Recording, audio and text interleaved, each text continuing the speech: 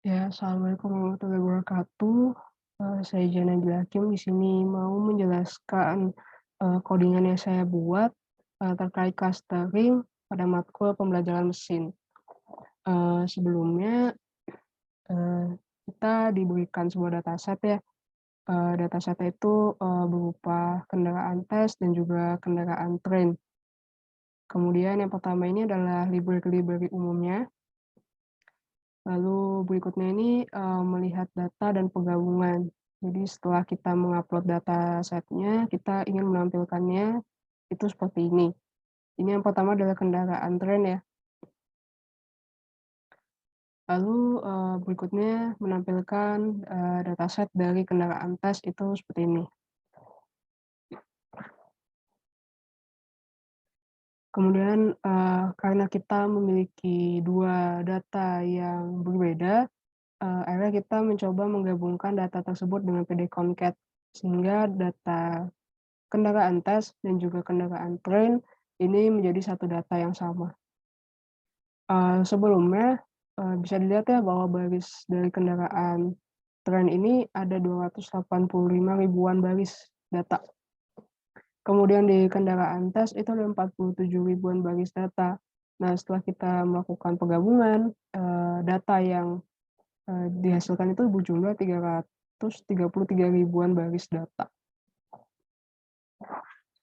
Selanjutnya itu adalah preprocessing data. Di sini itu saya ingin melihat atribut apa aja pada data yang saya punya.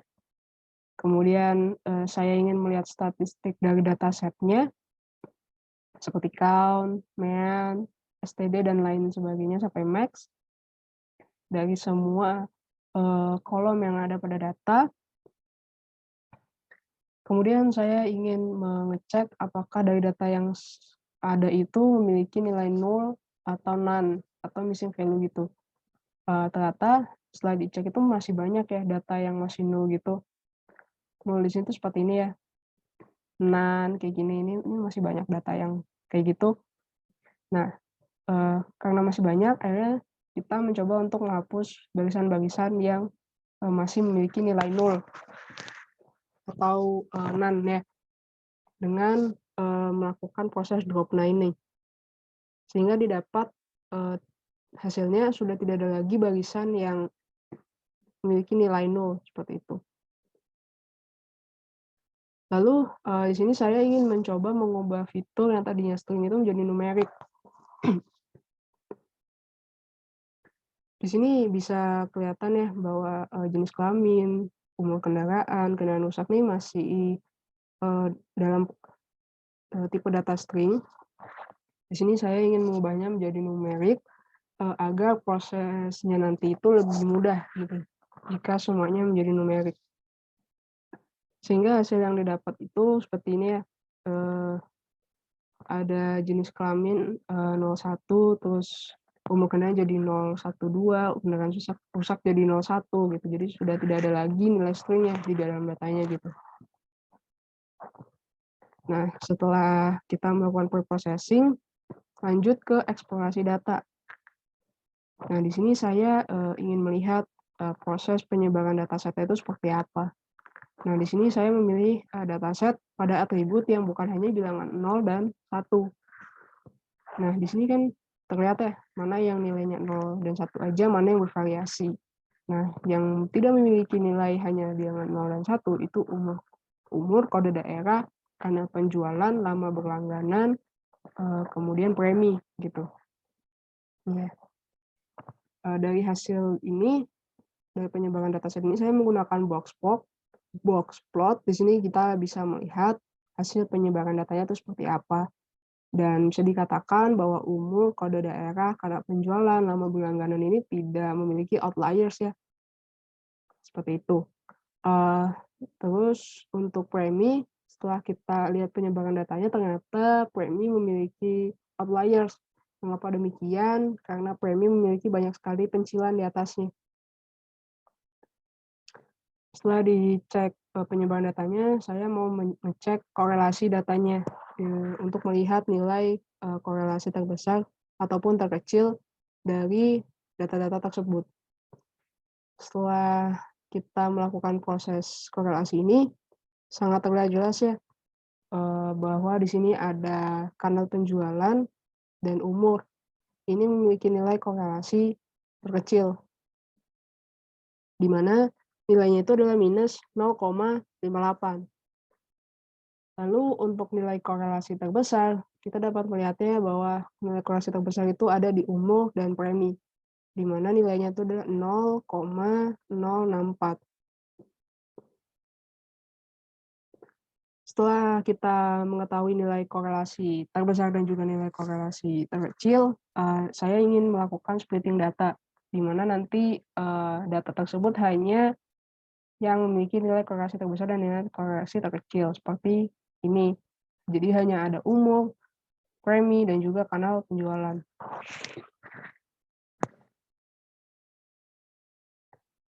Dan juga bisa dilihat ya bahwa, basis datanya juga mulai jadi dikit, jadi 171 ribuan data, basis data aja, kayak gitu. Lanjut ke proses scaling data.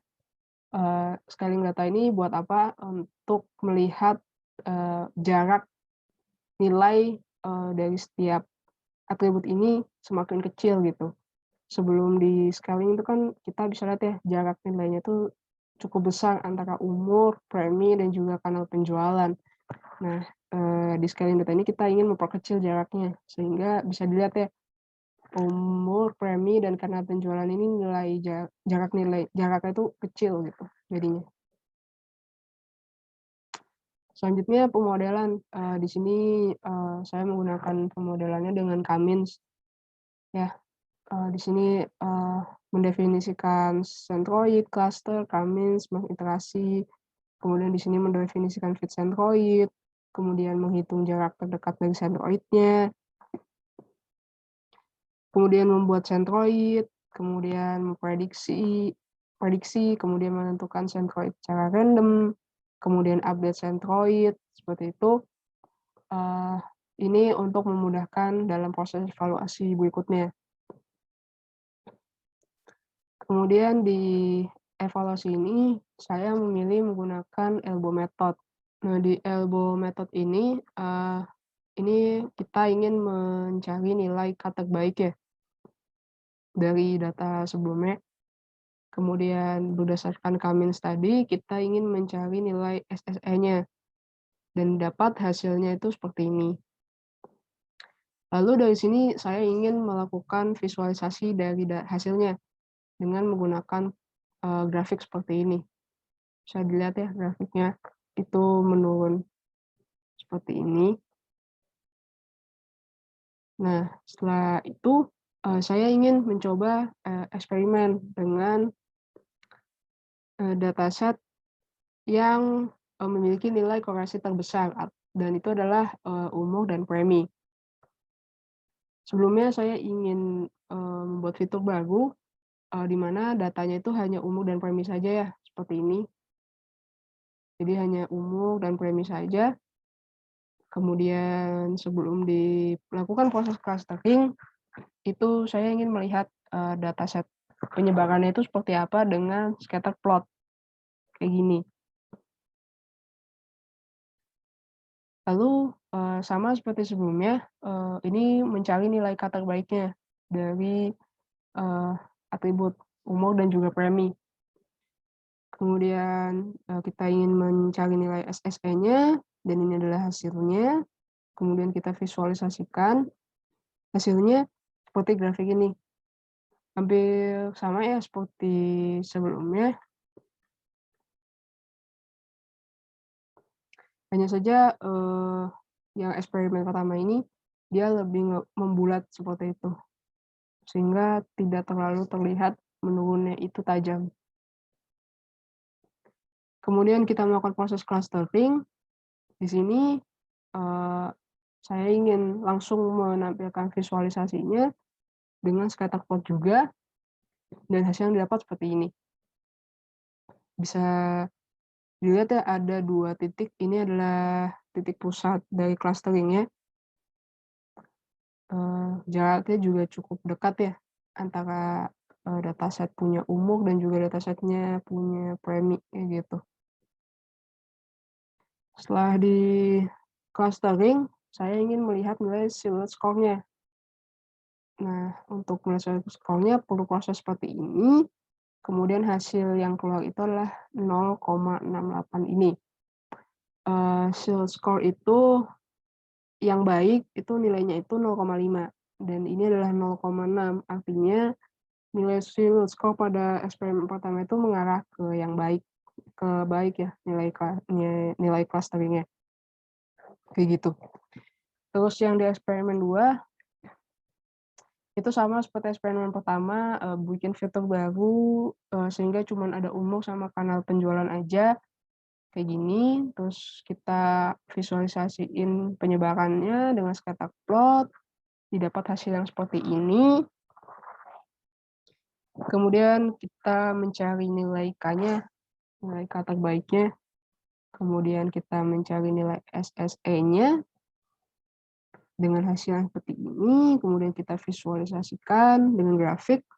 Kita lihat di sini cukup berbeda ya dengan grafik-grafik yang sebelumnya. Di sini penurunannya sangat tajam gitu. Di 2 ya, penurunannya sangat tajam gitu.